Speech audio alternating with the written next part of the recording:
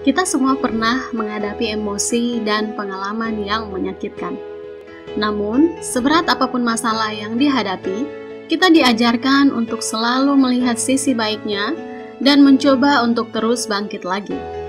Bahkan, sejak kecil kita seolah diprogram untuk melihat hidup dari sisi positifnya saja. Secara sekilas, pola pikir tersebut memang terkesan baik. Namun, konsep berpikir positif ini tidak sebaik yang digambarkan. Hal ini sebenarnya bisa berbahaya bagi kesehatan mental kita, terutama bila kita berusaha untuk terus menepi semua emosi negatif dan terjebak dalam toxic positif. Lalu apa sebenarnya yang dimaksud dengan toxic positif? Sebelum kita bahas lebih lanjut, bagi kamu yang tertarik dengan video-video pengembangan diri berdasarkan kacamata sains, jangan lupa klik tombol subscribe dan nyalakan tanda loncengnya agar kami lebih bersemangat untuk menciptakan konten-konten yang bermanfaat khusus untuk kalian. Oke, let's check it out.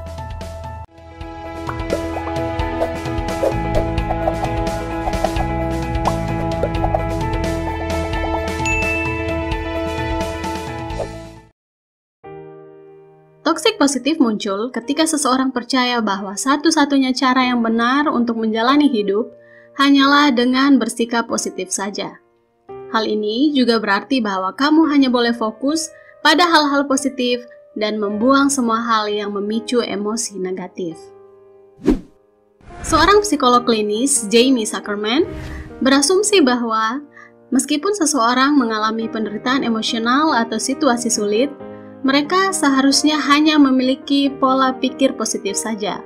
Singkatnya, toxic positif adalah sikap yang keliru yang memaksa kita untuk terus mengabaikan rasa sedih, kecewa, marah, dan sejenisnya.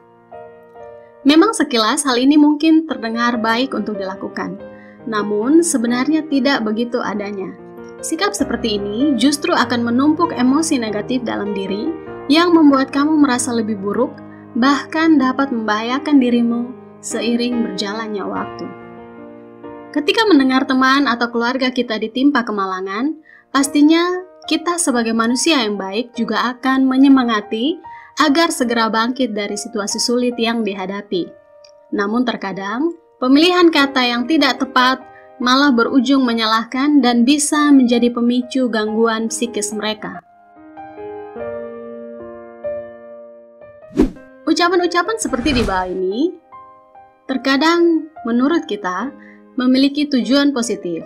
Tetapi sekali lagi, jika kita menyampaikannya dengan cara dan waktu yang kurang tepat, malah akan membuat orang lain merasa lebih terpuruk serta memberikan aura negatif. Ada beberapa alasan mengapa toxic positif ini bisa terjadi. Yang pertama, orang yang melakukan toxic positif memang tidak punya solusi yang pas atau tidak bisa membantu lebih dari sekedar kalimat penyemangat. Contohnya, temanmu baru saja dirampok. Kemudian, kamu mencoba menguatkannya dengan bilang, "Jangan sedih, rezeki pasti sudah diatur." Padahal, temanmu sedang butuh bantuan lebih dari sekedar ucapan. Tidak semua orang dapat menaruh empati atau menaruh perhatian pada masalah yang kamu hadapi. Ketika kamu bercerita tentang kegagalan yang kamu hadapi dalam pekerjaanmu, mungkin temanmu malah bilang untuk terus berjuang karena kamu pasti bisa. Padahal, sebetulnya kamu tertekan dan sudah lelah untuk mencoba lagi.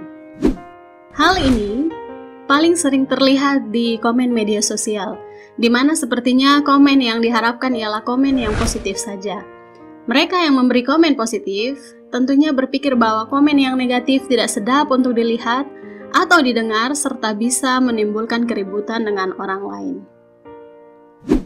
Perlu kita ketahui bahwa kadar pikiran positif yang terlalu banyak juga tidak baik dan berbahaya. Selain itu, berpikir positif tidak selalu menjadi cara terbaik untuk membantu orang lain juga. Kamu tidak dapat menaburkan debu positif dan membuat masalahmu atau masalah orang lain menjadi hilang begitu saja. Oleh sebab itu, toxic positif ini harus segera dihindari. Kamu tidak perlu terus-terusan memandang segala sesuatu dari emosi positif saja. tanpa mempertimbangkan emosi negatif. Karena dengan mempertimbangkan emosi negatif, kamu bisa memahami suatu kondisi dengan lebih baik. Dan berikut adalah tipsnya. Akui apa yang kamu rasakan. Terimalah semua emosi itu, entah baik atau buruk. Berbaurlah dengan itu, karena jika kamu berusaha menghindari perasaan tersebut, hanya akan memperpanjang ketidaknyamanan kamu. Setelah pikiranmu lebih tenang dan dapat berpikir jernih, mulailah evaluasi apa yang membuatmu merasa tertekan atau sedih. Jika hal itu adalah suatu yang bisa diubah, misalnya kegagalan, coba pikirkan langkah selanjutnya. Dalam tahap ini, kamu perlu yakin terhadap kata hatimu sendiri. Dan jika hal itu adalah suatu hal yang tidak bisa diubah, misalnya kematian atau kehilangan, mungkin kamu bisa pelan-pelan mencoba menerima dengan ikhlas. Tidak gampang memang, tetapi dengan ikhlas, kamu bisa menjalani hidup dengan lebih baik ke depannya. Jika ada orang lain yang bercerita pada kamu mengenai hal yang membuat ia tertekan, sebetulnya hal pertama yang ia perlukan adalah didengarkan. Setiap orang berhak atas perasaannya sendiri, dan jangan mempermalukan orang lain karena emosinya. Jadilah pendengar yang baik, biarkanlah ia mencurahkan segala isi hati dan keadaan yang ia alami. Selain itu, tidak semua orang butuh disemangati saat mereka bercerita soal perasaan negatif atau pengalaman buruknya. Melainkan, yang dibutuhkan adalah empati atau kesempatan untuk didengarkan dan dipahami. Bayangkanlah jika kamu berada dalam situasinya. Dan jika kamu sudah bisa membayangkan situasi yang berat itu, setidaknya kamu akan jadi lebih bijak dalam memberikan respon. Memberikan solusi konkret agar lawan bicaramu bisa keluar dari situasinya yang sedang susah itu baik. Misalnya, ketika teman kamu mengeluh tentang penghasilan dari pekerjaannya yang tidak sesuai, sebetulnya dukungan yang ia butuhkan adalah referensi mengenai penghasilan tambahan dan lowongan pekerjaan lain. Bukan sekedar ucapan, kamu harus tetap bersyukur karena ada banyak orang lain yang lebih susah dari kamu. Tetapi jika kamu tidak bisa menawarkan solusi konkret, sebetulnya diam lebih baik daripada melontarkan dukungan yang palsu.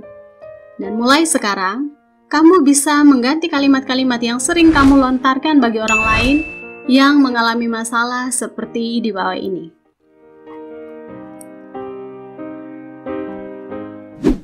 So guys, ketika kamu merasa sedih, marah, atau kesal, luapkan saja. Nikmati perasaan itu. Kalau kamu lelah, beristirahatlah sejenak. Kalau kamu sedih atau kecewa, menangislah.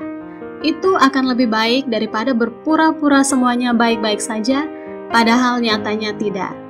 Dan mulai sekarang, tempatkan empatimu sebelum mencoba menasihati orang lain dengan ucapanmu. Meski menurutmu ucapannya baik, tapi hal itu akan menjadi sangat beracun jika disampaikan pada saat yang tidak tepat. Akhir kata, terima kasih sudah menonton. Jika ada hal-hal yang ingin kamu tanyakan, jangan ragu untuk berdiskusi dengan menuliskan pertanyaanmu di kolom komentar. Oke? See you on the next video.